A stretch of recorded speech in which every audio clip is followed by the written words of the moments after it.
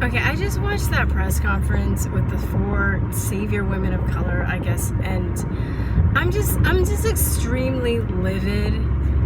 I mean, first of all, invoking Martin Luther King, I'm like, he wouldn't agree with you because he wants people to be judged by the content of their character, not the color of their skin. And all you do is cry racism like every day, all day, 25/7, 25/8, 24/7, all day. Racism all day when there's none. And he was somebody that went through like real racism. Like if they had to grow up in Jim Crow era, they would have perished. They would have like turned to dust. They wouldn't have been able to take it. They're so fragile and so sensitive. It's so embarrassing. And for women that really are powerful and strong and intelligent, like they're really giving other women and women of color a really bad name. It's just incredibly like asinine and just ridiculous. And I'm like, you guys still think that people are being separated at the borders under Trump? You don't care about the Americans that are getting separated? When they commit a crime, they get separated from their families, but you don't care? Like, seriously? You still think that's going on? It's a Google search, sweethearts. Do some Google searching. Really? Like, you guys are living in a fantasy land. I can't believe this stuff. It's like comic to a certain degree, but it's not, because I guess the thing that makes me mad is like this propaganda is being broadcast throughout the world, and people that don't really understand what's going on, they don't understand the divide that's going on in America, and they think that Americans are like we're being held hostage by this racist, homophobic, sexist monster. Like, what a joke. What a joke. I can't even take you seriously. And you're talking about like Ilhan Omar, it's talking about like being strong and empowered with slave rags on her head. I mean, I met plenty of Muslim women who are super, super intelligent that wear the hijab, but if you were to ask me if it's a symbol of power, I think it's a symbol of disempowerment and slavery. I think about women having to wear hijabs in this, what is it, 100 degrees now in this heat? That's not empowering. It's not, okay? It's not.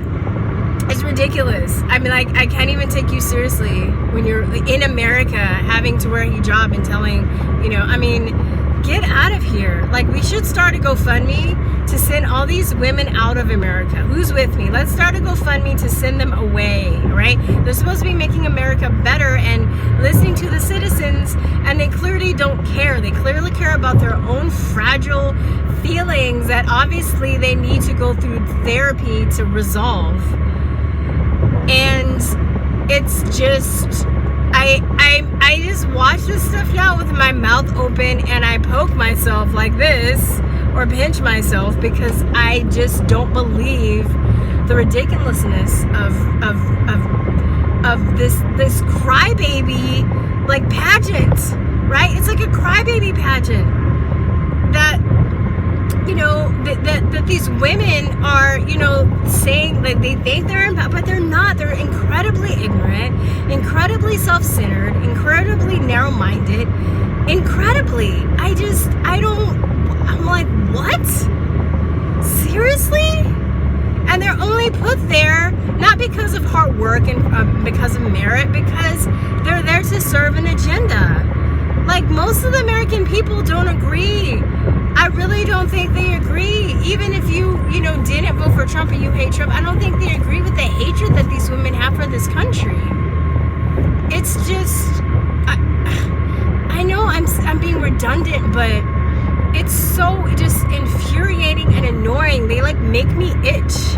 Can I please get some fucking like bug spray? I was trying not to curse. I was doing so well. It was 4 minutes and I was not cursing, okay? And I was using big words, but they just made me so mad. I'm gonna try not to curse again, okay, starting now. Okay, so I look at them, and I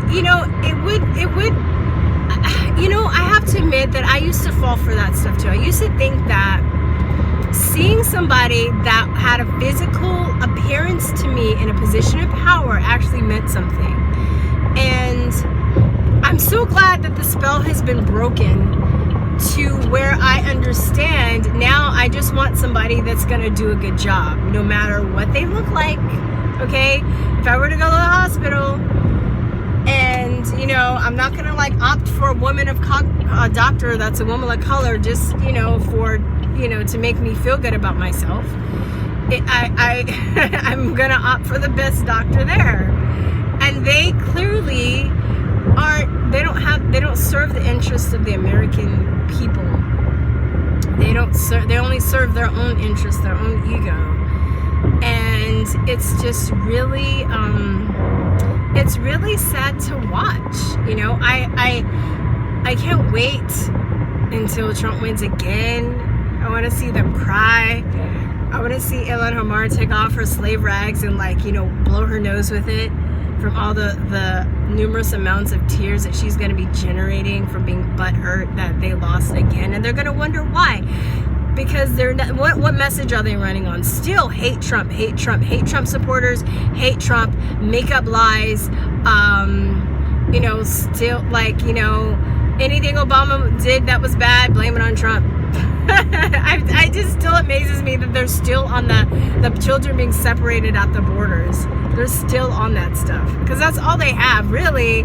They have to make up stuff, you know.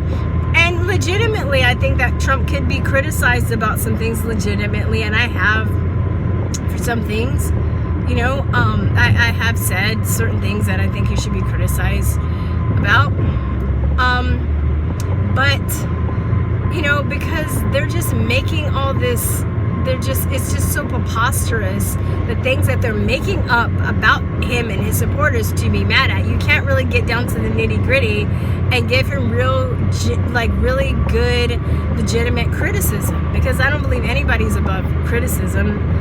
But, you know, I don't know. I used to think that, and I'm so grateful that this magic spell has been broken, because now I'm not an idiot, I'm not a fool.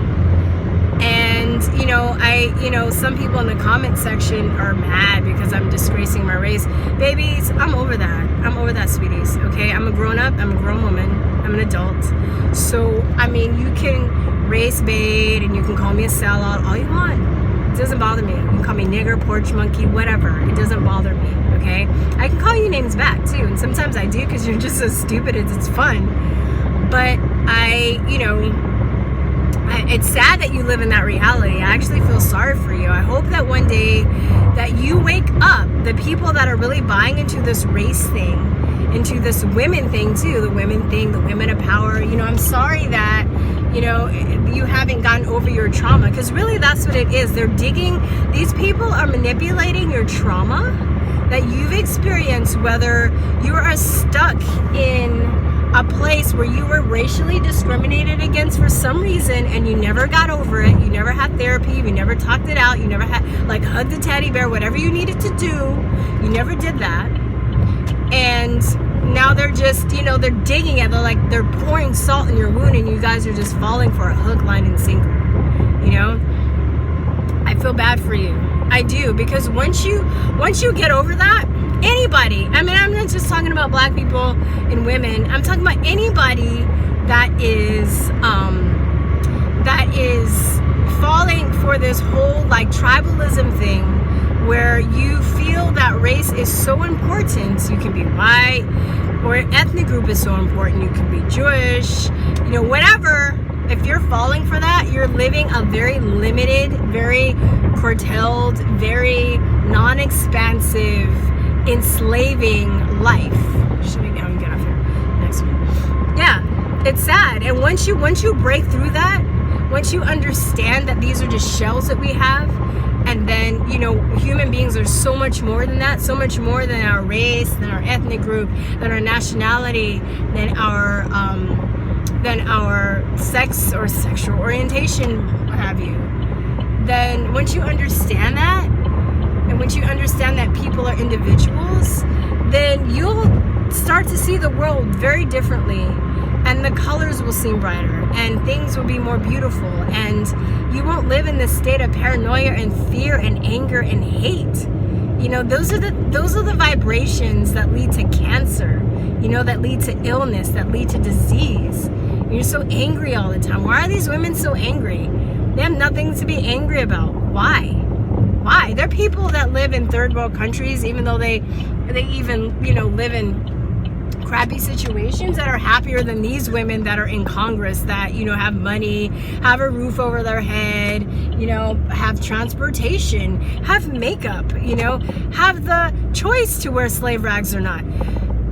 They can or can't, whatever. Where there are women in, other Muslim countries that have to wear that stuff, that have to cover their face. And I've heard, I don't give a shit if you guys are like, oh, that's racist, that's offensive. Well, you know what? A lot of Muslim women don't feel that it's empowering, especially the ones that don't have the choice to wear those or not without getting their ass beat, okay? And these women that want to talk about women's rights when they're women that are getting set on fire or getting acid attacked by somebody because they didn't like, they didn't like the person, like I liked him, and they didn't show interest, so they set them on fire. They get acid attacked, they get stoned to death, they have to deal with their man having, multiple wives, they have to get like circumcised.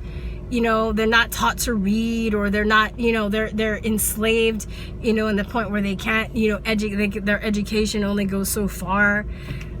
And these people want to like down America. Like, please leave. Let's start a GoFundMe. Who's with me? Just get them out. I'm over these people. I'm so over it. And like I said, I know our country's government has done bad things. I will call out our country for doing, our government and the globalists involved with our government for doing bad things, but it's not like the American people have not, we didn't okay that stuff. And we've suffered the wars that we've got into with other countries. We've suffered as well. So many of these veterans, homeless people, are war veterans that have sacrificed, who thought they were doing the right thing for this country, and they were bamboozled, and they became sick because they were over vaccinated, or they were exposed to depleted uranium, and they just joined the military because they were poor, they never got a chance to travel, and they felt this was the only way. They wanted a free education, and now they got suckered into a war, or they wanted some direction or whatever. Most people join the military for different things. They don't go to get in wars. I know there were some people that wanted to go fight after we got attacked after 9/11, but for the most part, people that I know that have joined the military, they're not like, yeah, let's go to war. Like, nobody really wants to go to war, And these young people, they get, they have great hearts, and they're really like steadfast, and strong men and women sacrifice their lives. They get bamboozled. Americans get tortured too. And if we're not physically hurt, or they're not physically hurt, I shouldn't say me, because I don't have the balls to do anything like that. But there's a lot of PTSD and trauma and guilt, and where's a racket? And they could at least be mature enough to make those distinctions, and they're not even mature enough to do that. And I'm just like, it's a circus show.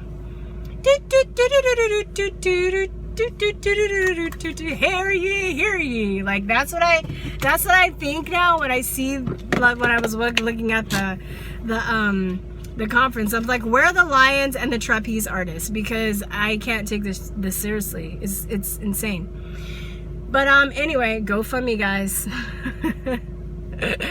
Really, I mean, I want somebody to ask them, why don't they leave? Because are they gonna say that, like, oh, well, has anybody asked them that? Let me know, because if I saw them, if I had the ants, I'd just be like, if I had the chance, it's the ants, I don't know what the ants is, the chance. If I had the chance, I'd be like, why don't you just leave?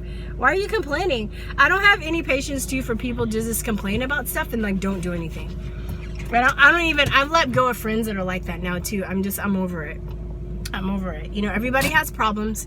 Everybody goes through hardships. Why are you complaining about stuff that you can fix? It's ridiculous. So anyway, guys, all right, peace and love. Bye-bye. Mwah.